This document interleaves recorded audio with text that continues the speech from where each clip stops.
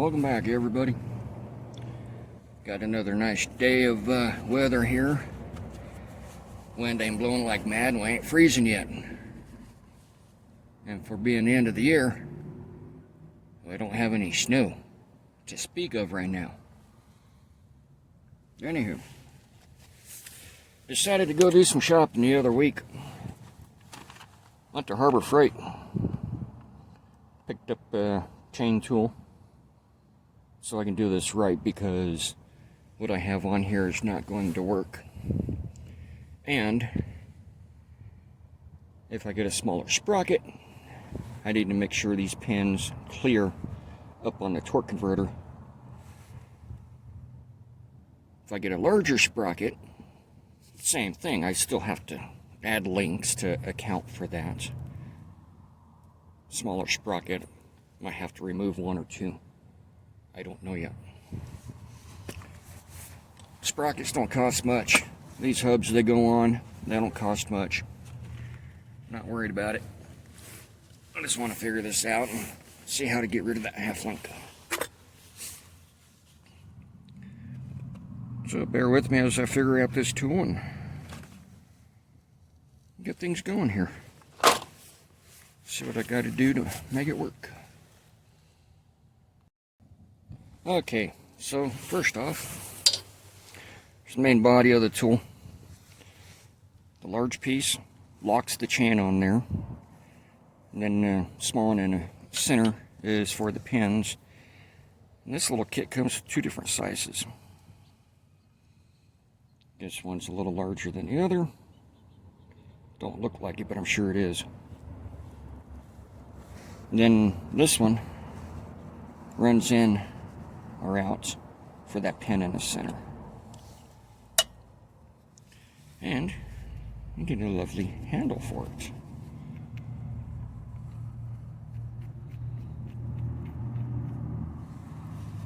Make sure that's snug. Let's see through there.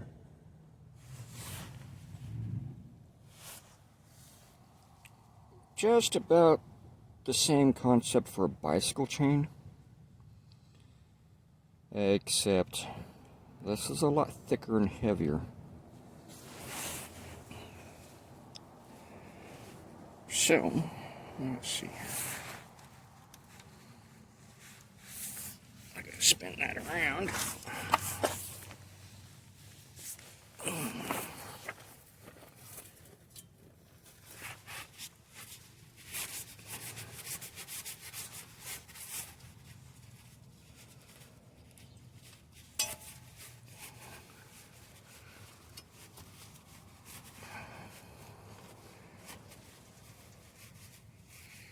The other reason to use the chain tool is when you grind off these pins, it weakens that link.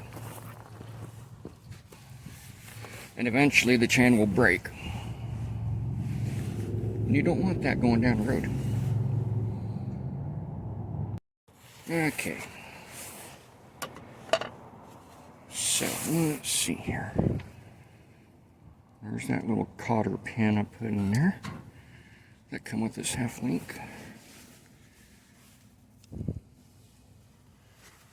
It's got to come off.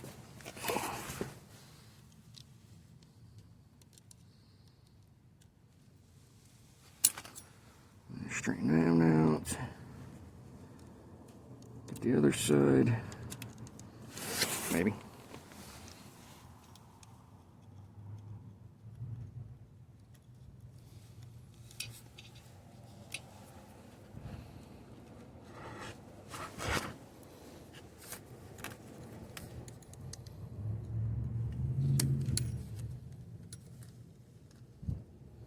Well, Philly.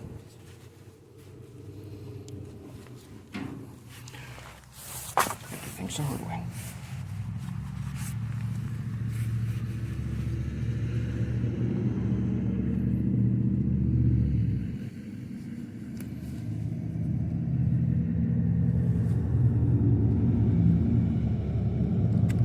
There we go.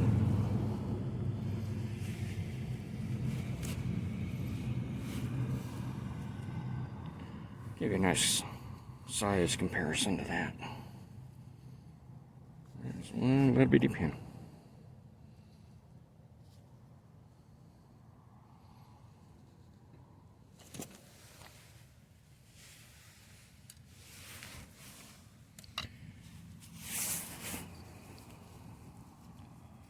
Pull that out of there.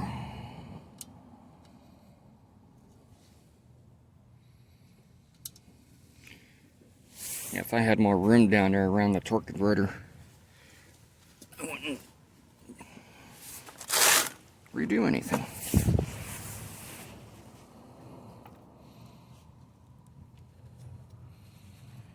So, let's see.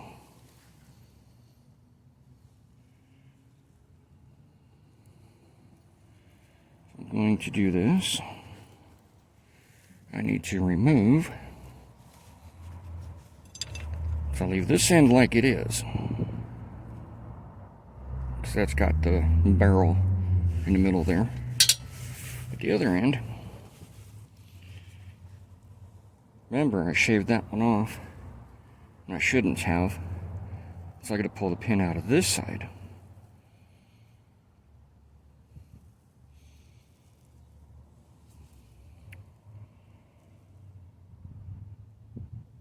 I think.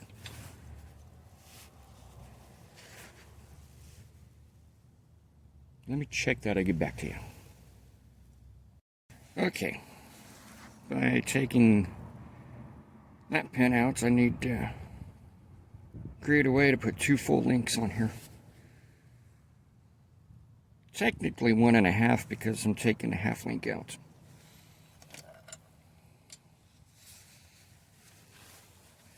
So first, let's adjust the camera here so you can see a little better. There we go. Alright. Back that out.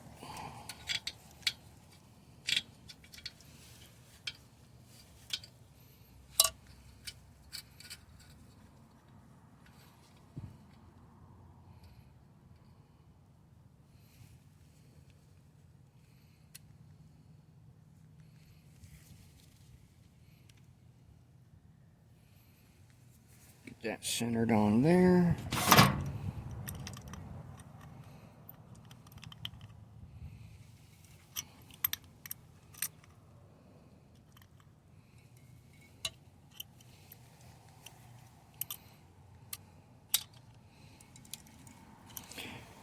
Yeah, the large portion here is supposed to help sandwich the chain for removing the pins. I just didn't feel like running it in.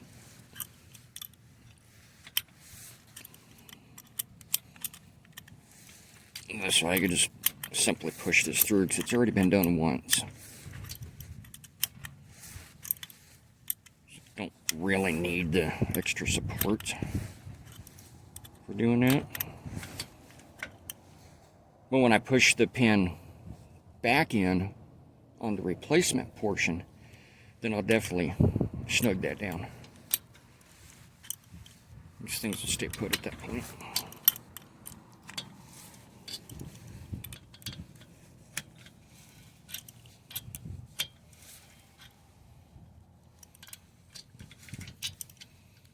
Okay.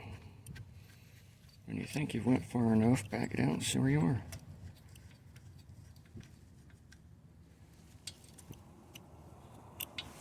Just don't go too far because that will come out. And they're difficult to put back in. Let's see here.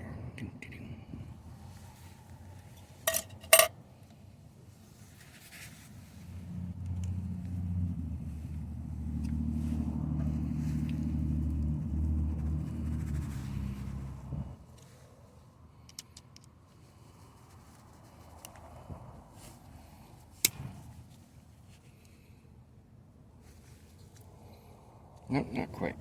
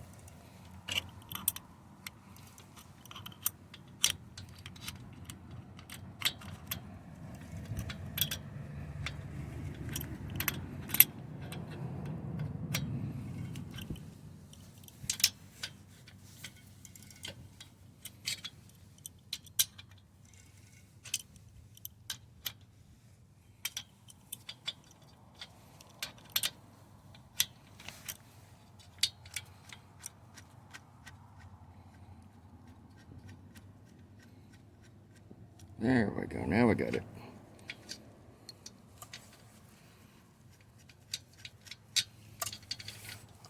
There. Got that side of the way. I can get that other pin out of there.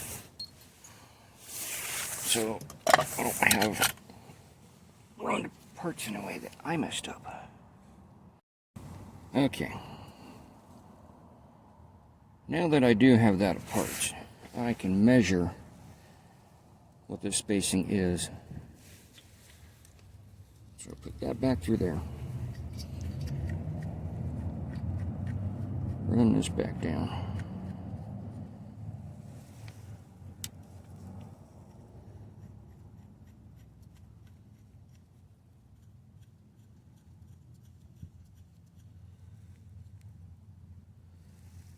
Okay, so we can see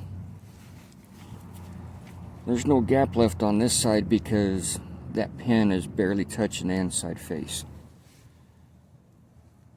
This link over here is a little bent anyways.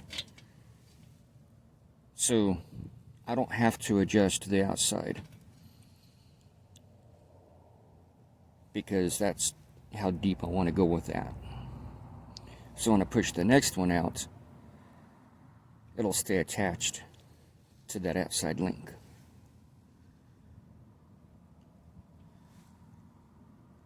So you basically do your pushing with the large bolt on here.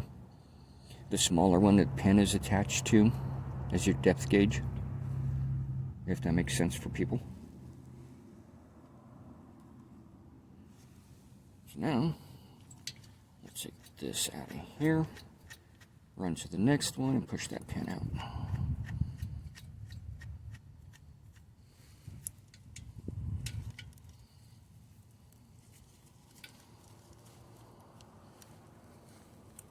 Maybe. You want to do that? Yes, I do. Okay.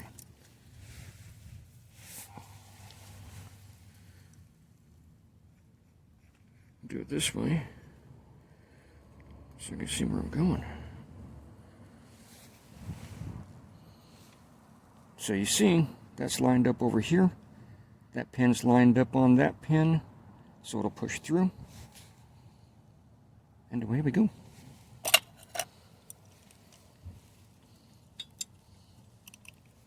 I'm just using the sprocket for extra support there.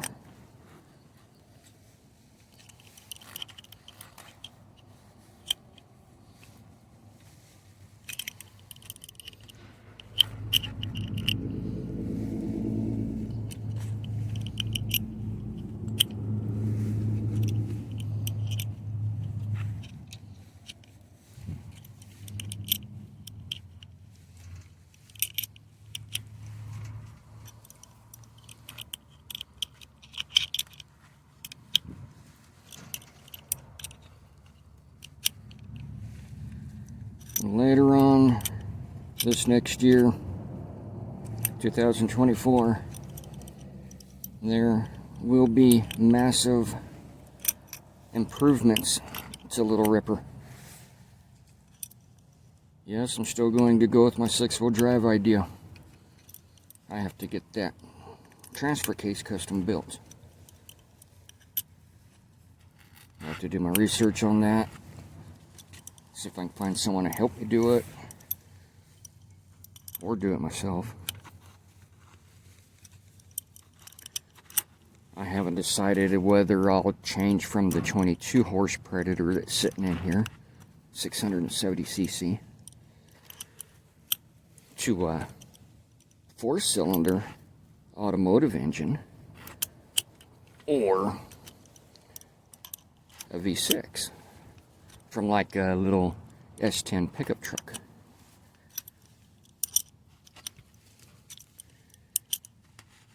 If I go that route on the automotive engines, I definitely have a 5-speed transmission with those.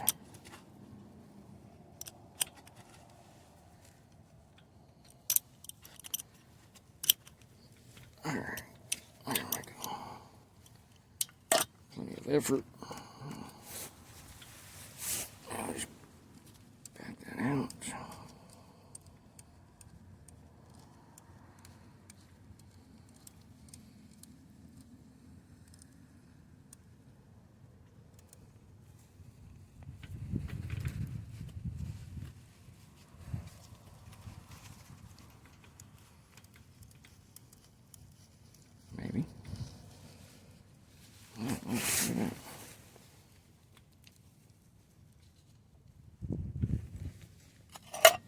messed up.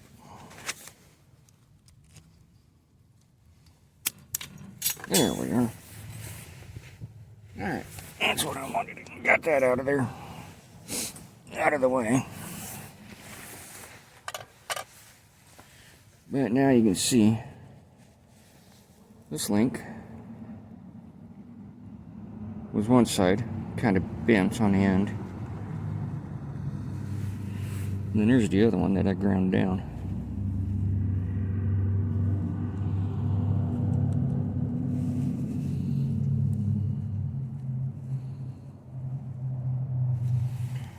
Alright. With that out of the way, let's see what I got left in the chain. You know what? The heck with the gloves.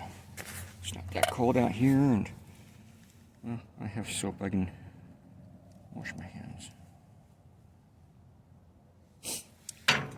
Okay.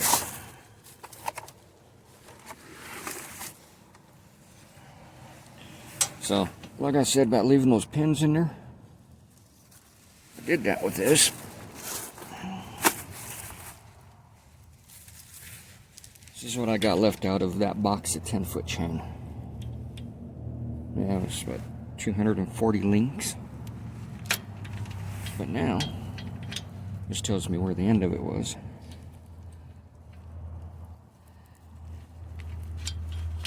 And with a little finessing, we'll do that.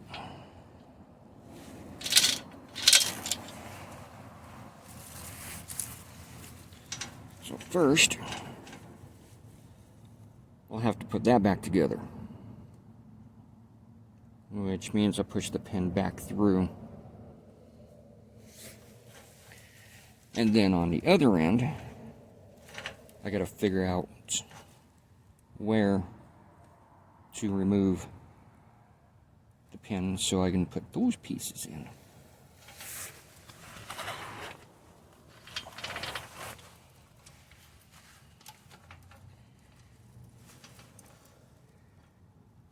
Basically, I got the same end on both portions right there.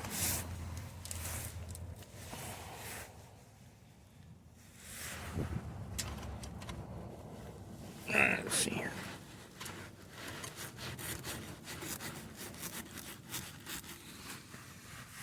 So if I was to snug that up, I can see I got half of a link right here. So if I go one back,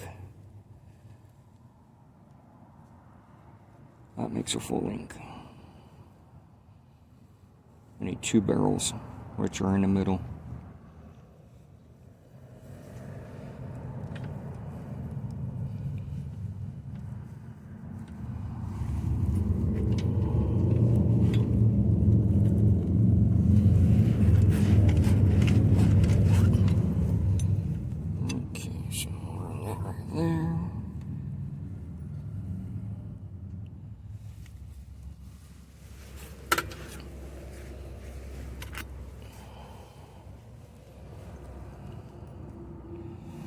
Knowing we need that much, grab the other end, put that on there as if it's already there, and you can see this plate needs to come over there, so that pin has to be pushed out to make that work.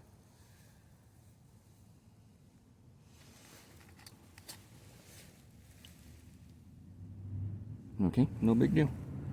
Let's put this together and then deal with that. Be right back after that's done. Yep, still working at it. Yeah. Had to remove a little extra than what I wanted because I forgot that other pin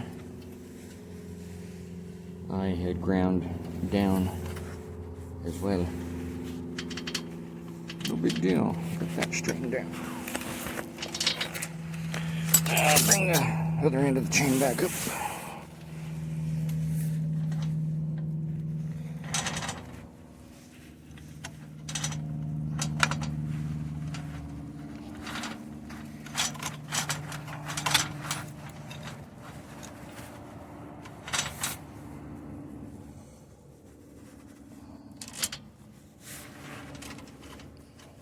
try to anyways.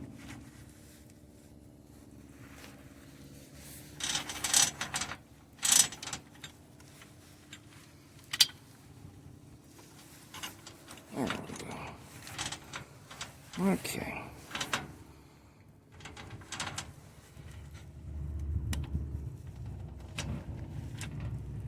I'm just doing this for good measure to make sure I get this in the right spot. Gotta let it relax a little because it's still really not adjustable. Okay. So now we can see this pin has to come out to get that into there. But it won't work because this plates on the outside don't match where that one is. Outside plate, outside plates, inside. So, need to move that back one. Now, when I push that pin through, this outside plate will match up on here. Just like a puzzle. Which also means going that route, I would get a bigger sprocket. I think it's 1 or 2 teeth bigger. I'm not sure. But that also means I'm slowing down the input to the transmission because this is bigger and it'd take longer to go around. If I go smaller, then it's going to go faster.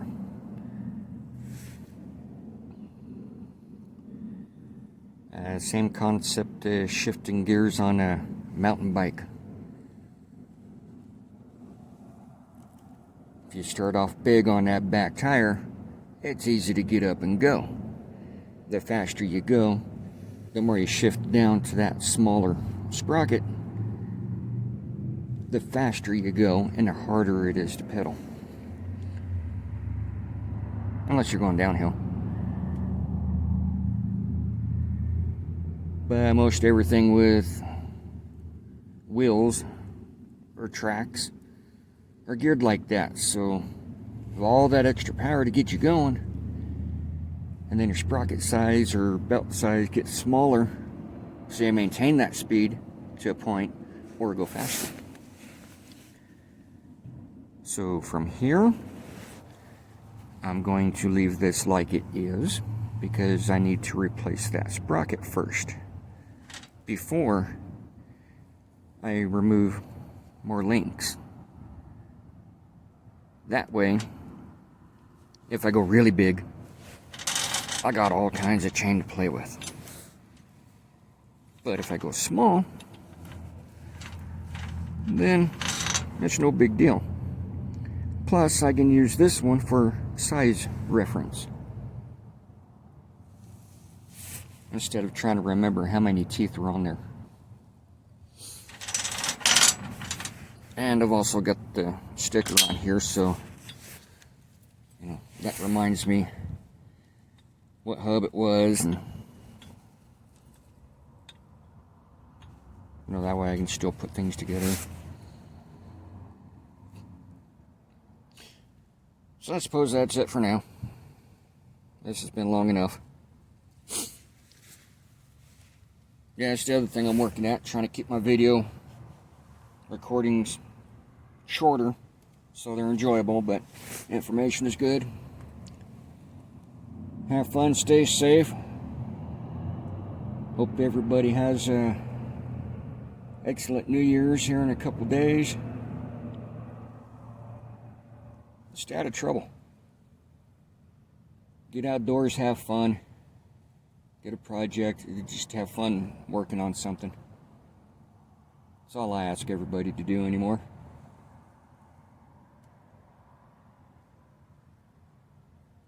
And catch you next year. Mouse in the Falls. Out for now.